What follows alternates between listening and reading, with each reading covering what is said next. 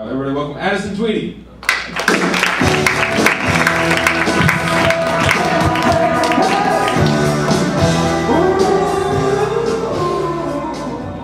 All right, good to be here tonight. You guys excited? Good laugh? Good. My name is Addison Tweedy, as he said. And in case you're wondering, Tweedy is my real name, it's my stage name. It's actually Scottish. It's Scottish for tiny yellow bird. That's good. My mom laughed. Okay. In addition to being Scottish, I'm also part Native American, which creates quite a dilemma for me. Whenever I buy land, I can never decide if I should build a golf course or start a casino. I like my name. My first name's Addison. It means son of Adam. I'm not sure who Adam is. My dad's name is Steve. But go figure. But at least it's a real name. You know, like some of these parents, they just make names up because they like the way it rolls off the tongue. They're not really sure about the meaning. Yeah, this is my daughter. Her name is Amnesia. Like, where did you get that name from? I don't remember.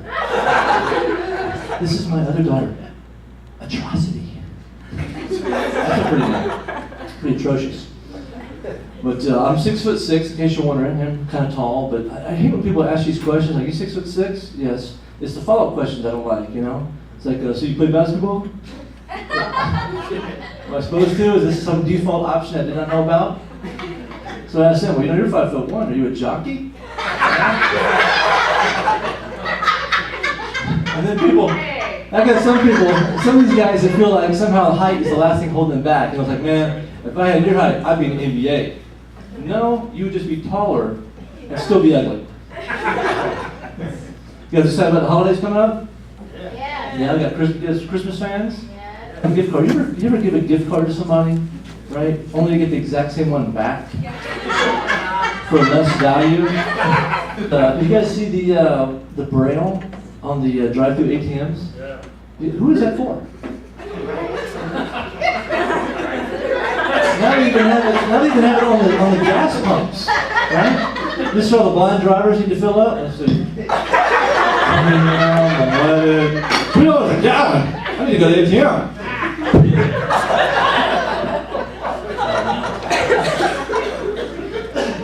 I learned under no hand. I learned in a first-hand experience. Under no circumstances should you ever take a sleeping pill and a laxative on the same night. I had this nightmare. I was drowning in quicksand. And then you get older, you start doing that stuff during the day for real, you know. And they gotta wear these diapers called Depends. You heard of these? I don't know about you, but I could be that age. I'm not wearing something called Depends. I need something called Definitely. That's what I need. I need a little assurance. Yeah. Speaking of my behind, when I was a kid, the scariest part about getting a whooping from my dad was not just sometimes a whooping, but the anticipation of the whooping. Son, go to your room. Get ready for your whooping. How do you get ready for a whooping? So I'm in there lifting weights. I'm popping painkillers. I'm looking for anything to stick in my pants. So here we go. Encyclopedia Britannica. I got volumes A through M over here. Volumes N through Z over here. I'm like, you think Dad will notice my butt has right angles? Good thing is, I know that through it all, I hurt him more than he hurt me. I know this because he told me. But son, this is going to hurt me more than it's going to hurt you. That's right. How does that work? You have it, Dad? Oh, you want some water? Okay, time out. I know this is going to hurt you more. So, I've often wondered if aliens are such a higher intelligence, why is it that when they come to Earth, they always abduct the absolute dumbest people our planet has to offer? Snatch a brain surgeon. No. They always go for that unemployed guy living out in the country. Well, I saw a bright light, and then there were 2 experiments on my body, I reckon. And I missed it. They're doing 500, so it must have been a good 3 days. When I'm driving, you ever ask somebody for help changing lanes when you're driving? Yeah, hey, can I get over? 2 responses I don't like to hear. Can I get over? Yeah. Number 2, hey, can I get over? Go quick now! Your heart attack. You need help. I tried to get help once. I was at Barnes & Noble the other day and asked the salesman for the self-help section. And he said he couldn't tell me that would defeat the purpose.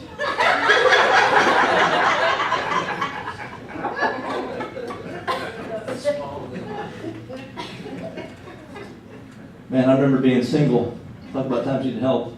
I remember being single, and I was on this date. I just couldn't do anything right. I remember this girl got mad at me because I didn't open the door for her. Then she was upset, then pulled the chair out for her, and then halfway through the meal, she went ballistic on me when I told her I didn't bring any money to pay for dinner.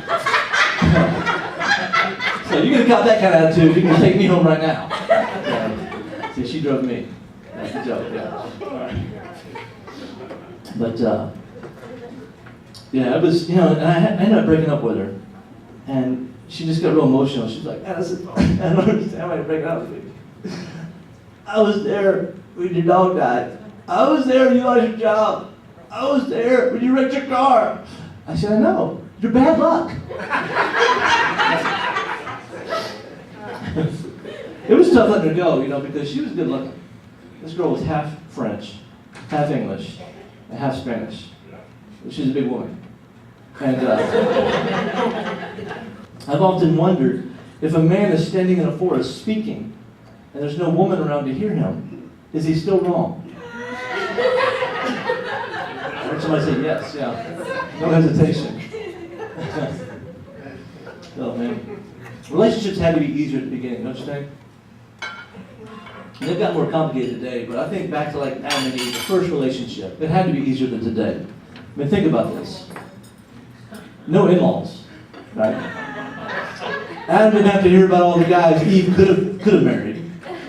Eve didn't have to compete with her mother-in-law's cooking. And no laundry. So, I think a case could be made. Hope my marriage is that good. My grandparents were married for 72 years. That's right. 72. I hope just to live that long. I remember 72 years. And it was amazing. So I tried to glean some wisdom. I asked him, taking notes, this is a good one for you. So what was the secret to the longevity of your marriage? And he told me this secret. He said, on day one, we got married.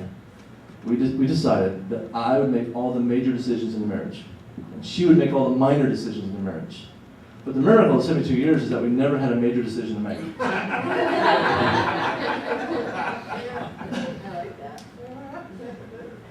My grandpa, he died in his sleep. Which, if you're going to go, that's the way to go, right? Die in your sleep. And so I hope I die in my sleep like my grandfather. Not like the other passengers in the car that were screaming and yelling.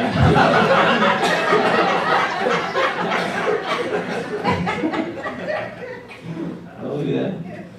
But I'm married now. I've been married, celebrated 8 years this month. I love it. A lot of great changes. Thank you very much. It's my wife's laughing, I think. No. She's actually not here, so I told a few jokes about her. She doesn't show up to the show when I do this set, but as you get older, I've noticed that people start looking to their spouse for answers. I don't know, anybody here married? Anybody married? Okay. How long have you guys been married? See, look at that. That was hilarious right here. How long have you been married? They looked at each other. I don't know, what would you say? 18 years? Like it's an opinion, It's like, how many kids do you have? I don't know, what do you think, 3, 4? It's just like instinctive, like I'm not allowed to answer unless I check, let's see, how long we've been married. Can't get that one wrong. But, women are amazing because women, more and more women hold down jobs today, and we still expect them to do all the housework. And women will still do like 99% of the stuff around the house, and yet they're not as happy about that 99% as we men are about our 1% that we do. Only a man, we'll go rinse that fork off and go out in the yard. Hey, honey, I see you cutting the grass. Thanks. Just want to let you know that fork, I rinsed it off, put it in the drainer. For you, sweet pea. And make sure you cut in a straight line and get all that, back it up and stuff. Okay, I'm going to go watch Sports Center now. Love you. Okay. My wife and I, when we first got married, we decided to do, trying to pick our birth control method to hold off from having kids right away, and we ended up going with the rhythm method. Have you guys heard of that? The rhythm method? Yeah? Yeah. You know what they call people that do the rhythm method? Parents. Yeah. Parents, yeah. So, it did not work. It was a recipe for disaster. I mean, think about it. 2 white people doing the rhythm method. Yeah. I mean, we're so white, we make jellyfish look tan.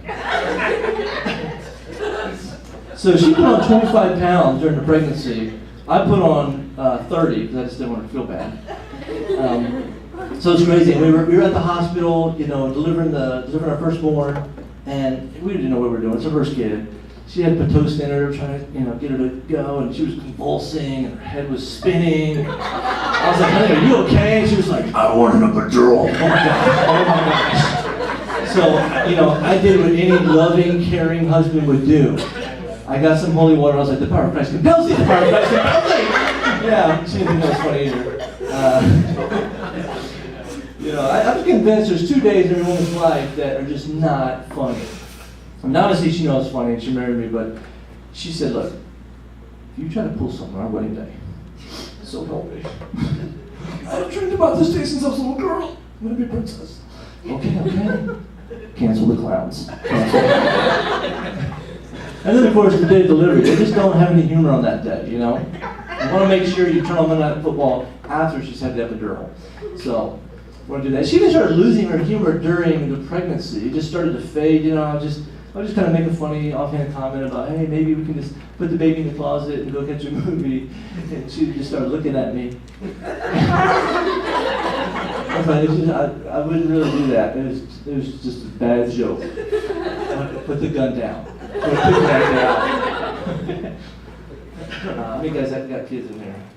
Parents in here? Yeah. So, and those first couple months, all night long. Finally, I had to do something about this. So I said, look, honey, cut it out. You're going to wake the baby. Daddy. But, then too, like the doctor tells you that because of the bleeding, the stitch, all the stuff, it's like, look, you don't want to do anything, for the next month afterwards, at least. I was like, what, a whole month? And I was like, I don't know what I'm going to do. So I went and bought a body pillow, a full body, and I put it in the bed. Her on one side and another body pillow in the middle, so I could make it. And I did. But I'm also now the proud father of an adorable throw pillow. And then my second born, we were living in Budapest, Hungary. That's where I moved here from. We were living in Budapest, and the delivery came so quickly that the baby's head came out. And the doctor wasn't ready. He said, no. And he pushed the baby back in. I said, what are you doing? I said, all right, we just had the baby. So the baby came out. I literally saw the baby born again. And I thought, this is going to be a great evangelical baby right here. So, my second born, he's hilarious. He's turning 4 this month. And he has a speech delay. And it's a condition called apraxia. You guys heard of that? Apraxia? It's a Latin word. Apparently it means insurance won't cover this. And so, all right, you guys heard about the Spice Girls get back together? You excited about that? Which, of course, Ginger is not going to be rejoining the group, Sporty Spice. So they're replacing her with Sherry. Her name is going to be Old Spice. Thank you very much. My time, great.